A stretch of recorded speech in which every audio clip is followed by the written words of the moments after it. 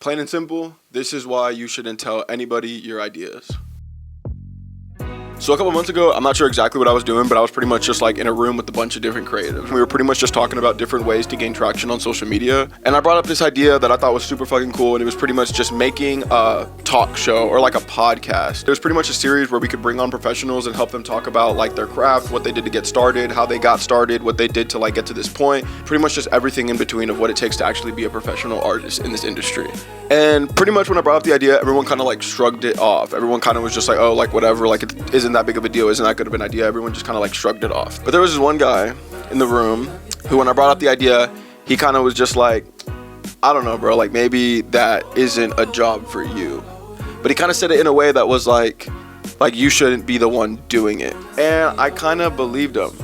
You know, the idea stopped right then and there. I didn't really think too much about it. I was like, oh, well, this is my friend. He clearly knows what he's talking about. If he says I shouldn't do it, I shouldn't do it. So I didn't do the idea, but I kept it in the back of my mind because I knew that it was a great one. And maybe even if I wasn't able to do it, there was somebody out there in the world that was able to execute this in the way that I intended. And I waited months, man. Like I kept on making content. I was getting more comfortable communicating in front of the camera. I was getting more communicative with people. I was really just like trying to build this muscle that would help bring me into this absolute creative that I wanted to be.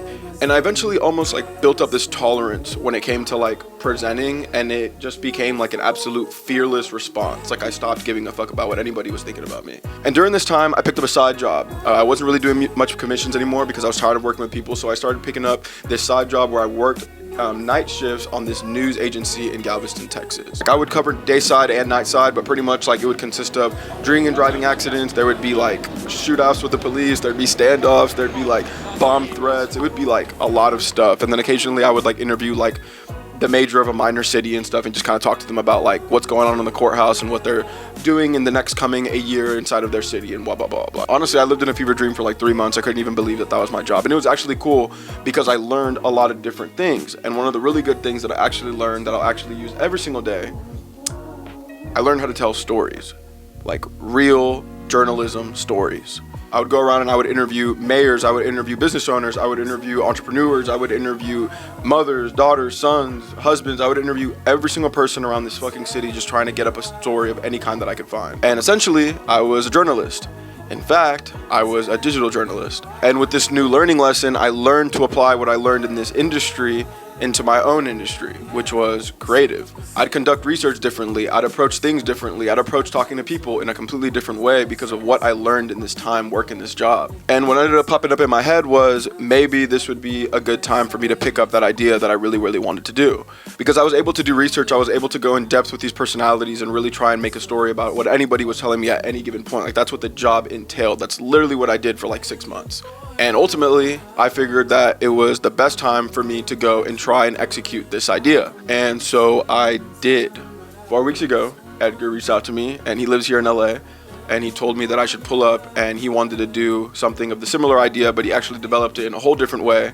And he was like, come out here, I got connections to a bunch of different directors, producers, just a bunch of people in the creative industry, and we should put them on a talk show, and we should have a podcast. And what was really crazy was I couldn't believe that I had this idea in my head for so long, and I never did it because of something that one person said when there was a whole other person on the whole other side of the country that was thinking about the same thing and had the exact resources to actually make that happen. And so ultimately what we decided to do was we decided to create a podcast called Bridge the Gap, where we bring directors, professionals of all kinds in the creative industry and help interview them on why and how they got to this point. I've been here for 4 weeks and we already got 4 episodes done. We have JMP, Keaton, Nabil, and Daps. And they're all professionals in their field, whether it's commercial, music videos, whatever it is, photography, whatever it is, they're all professional and they're all super fucking talented. And it was an absolute mind-blowing experience to just sit down and be able to communicate with all these different kinds of people. And through all in all, through the whole entire process of me starting this thing, I recognized one thing. You should not tell anybody your ideas. Like, literally nobody at all. Don't communicate it with anybody, don't run it by anybody. Literally, if you have an idea, learn how to do it, lock in, write it down, and execute it. Don't wait for nobody. Don't wait for, oh, well, maybe I can see this theory because somebody else thinks that I should do it. Like, no, bro, like literally get up, grab a camera, do whatever it is that you got to do, and run the idea as far as you possibly can. And I think the most interesting part about all of it was I had so many ideas that I've had throughout my life, throughout my career, that I've always wanted to do. And I haven't done a lot of them strictly just off the fact that I was worried about fear. I was worried about just like what other people were going to view on me. And it wasn't until I let all that go that I actually started seeing potential into my own artistry, into my own person, into my own craft. Mind-blowing things happen when you actually sit back and believe in yourself and literally don't wait for nobody to tell you how to do things. I'm telling you from experience, beautiful things happen. I used to be a very negative person, used to wonder like, why did things happen? Why blah, blah, blah, blah. Everything happens for a reason. But you should never let somebody's judgment, you should never let somebody's perception on how you do things minimize your greatness and minimize what you're actually gonna get to, because that's what happened to me. Literally first-hand experience in what happened to me. Literally get up, do every single idea that you have and do it absolutely as proud as possible. That's all it is, truthfully. But most importantly, this is why you shouldn't tell anybody your ideas. Not a fucking soul.